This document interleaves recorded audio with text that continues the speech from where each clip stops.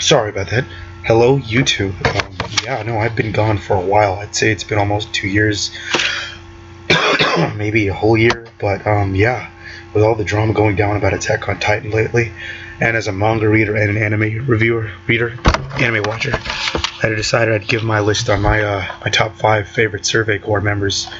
Now to start this list off, we're gonna make the bottom of number five my newest member of my top 10 actually. Marlo Freudenberg. Yeah, that's his name. He's supposed to be German, I guess, but still, it's a pretty crazy last name.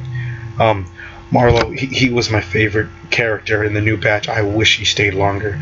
He didn't deserve what happened to him. And it's crazy because he had more charisma and more heart than a lot of the Survey Corps members. Even Annie said she reminded him of Aaron, which was crazy because we never even got to see his dream of him going in and changing the police, the MPs. I was really looking forward to that plot line, but Isayama, he was not having it, and Marlo had to die.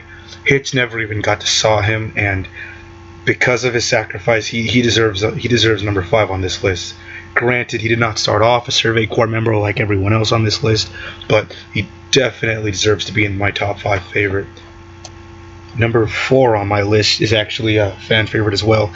And fun fact about this character, apparently according to Isayama, he's how old? He said 19. He is 19 years old, which blows my mind because he looks like he's an old man.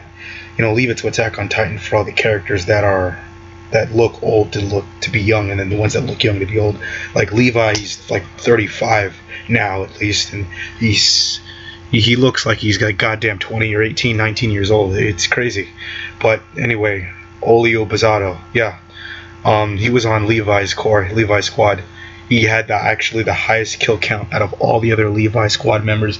And if I had to choose someone behind like Levi and Mike, who was the second strongest soldier, I'd honestly have to give it up to him. He has the highest kill count on Levi's squad, no less. And on the Wikipedia page for them, he was also listed to have a 10 out of 10 combat skill. The only other characters, very few characters have a full 10 out of 10, and the only other one that I could find at the time was Mike, at least on this list, was Mike Zacharias. Him. And speaking of Mike, that leads us right into our third spot, my third favorite Attack on Titan Survey Corps member, Mike Zacharias. Yeah. He was humanity's second strongest soldier. Again, a great character that for some reason Isayama just wanted to kill. There was so much untapped potential, and they were hyping him up so much. We barely even got to see him in season one. All he did was just he sniffed Aaron, and then he had another conversation with Erwin, where he just did his thing. He sniffed again. I mean, he killed a few Titans when he was protecting the scouts so they could get to that castle, like the recruits. But even then, his teammates were hyping him up like, don't be afraid. This is humanity's second strongest. He's second only to Levi. And he ended up dying like that. Could you imagine Mike if he was left at the tower? Like if he was there fighting against the last of the Titans and like a fair fight against the Beast Titan? I just feel like it's just untapped and wasted potential. Every time I'll see Mike, I'll just be like, damn, like we could have gotten so much more from him. We never got to see his badass side, unfortunately. And knowing that he's second to Oliu as the best combat out of all the other Survey Corps members is insane. The only other characters that are better than him and Oliu is Levi, his goddamn self. And he's a freaking Ackerman. So if you really want to think about it, Mike is humanity's normal human's strongest soldier, because Levi's an Ackerman, and spoiler alert for anyone who's not aware, the Ackermans are a byproduct of Titan and human science. So anyone who's not on this steroid serum will believe me that Mike is the strongest.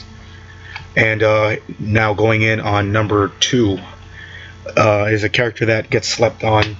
Barely anyone remembers her, but no one will forget how she went out. She was not afraid of death. She's incredibly underrated, and that's going to have to go to Nadabah. Unfortunately, the character does not have a last name, at least not listed on the Attack on Titan website, but no one will forget the tiny bit of appearance that she made in the arc that she did. She was confident. She was basically the cut and paste of a tsundere anime female character. She was strong, witty. She actually had an 8 out of 10 on the wits on the Wikipedia site, so she's incredibly clever and smart. She cared about her teammate. She gave up the last of her gas and blades to save her dying friend, which just speaks to, you know, leaps and bounds ahead of her character. And I think her and Marla were the only ones on my top 5 list where I'd have to give it to them for not being the most powerful per se, but it's the presence that their characters brought which really makes them strong.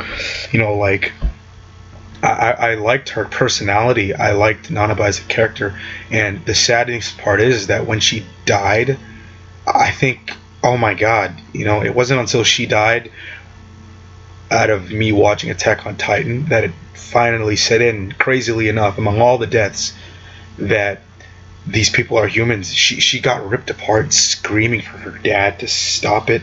Whatever her dad used to do to her to trigger that memory, you know, that, Jesus Christ, man, she didn't deserve the way she went out.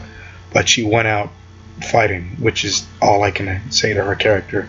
For a background character, I can't think of any other ones to at least put such a human touch on the Attack on Titan story and these character deaths. You know, she really drove it home. And number one on my list, you know, I'm gonna have to give it to the obvious here. We all know who it's gonna be. It's Captain Goddamn Levi.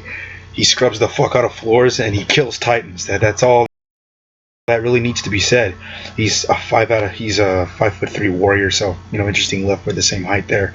So I guess I kind of look up to him in that sense of the word, that he's just this badass. He's just this badass, very little man.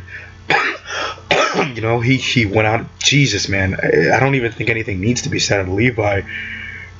The Beast Titan, the Armored Titan, none of their weakness is Levi. Reiner warned Zach about Levi, all of them. He is the kryptonite of Attack on Titan. It's Attack on Levi. That's what show they're watching over there. They're watching Attack on Levi because he is the shit. He is the answer to their problems.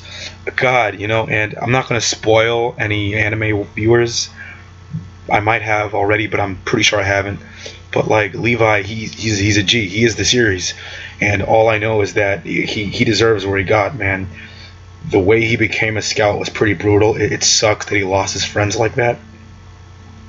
But to be honest, when I watched this special and I saw them, and you see Levi in the normal one, you know, you already know they're gonna die. It's sad, but it had to happen. I love his connection with Erwin. I love how he doesn't give a shit if you're a man or a woman or anything. He'll kick your ass. He doesn't care. He does what he wants. I love how I was just rewatching this scene with the beautiful animation when he's being chased by Kenny in the streets, and like all of these MPs are chasing him, but they're just shooting at him. Like, God, why can't we kill this bastard? And like all they just see is Kenny go inside of the bar, and they're just like, oh, it's okay. Kenny's a strong guy. He'll handle it. He'll kill them. He'll kill Levi.